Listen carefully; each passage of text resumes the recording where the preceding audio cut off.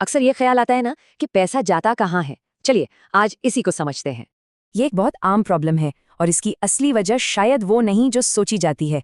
ज्यादातर लोग यही करते हैं, सैलरी आई, पहले खर्च किया और सोचा जो बचेगा उससे बचा लेंगे। इसका सोल्यूशन, पे योरसेल्फ फर्स्ट।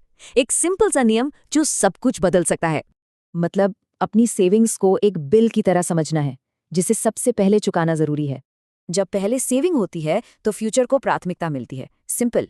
तो शुरू कैसे करें? ये जितना लगता है ना उससे कहीं ज्यादा आसान है। चलिए देखते हैं। शुरू करने के लिए बस अपनी इनकम और जरूरी खर्चों का अंदाजा होना चाहिए। सैलरी आते ही एक तय रकम सीधा दूसरे सेविंग्स अकाउंट में ट्रांसफर कर दें। जब ऐसा होता है तो फाइनेंशियल पिक्चर कैसी दिखती है, ये सिचुएशन को बिल्कुल क्लियर कर देता है। इसके ना 3 कॉमन रिजल्ट्स होते हैं। देखते हैं हर एक का मतलब क्या है। पहली सिचुएशन, सेविंग्स के बाद भी पैसे बच रहे हैं। वाह, मतलब सिस्टम काम कर रहा है।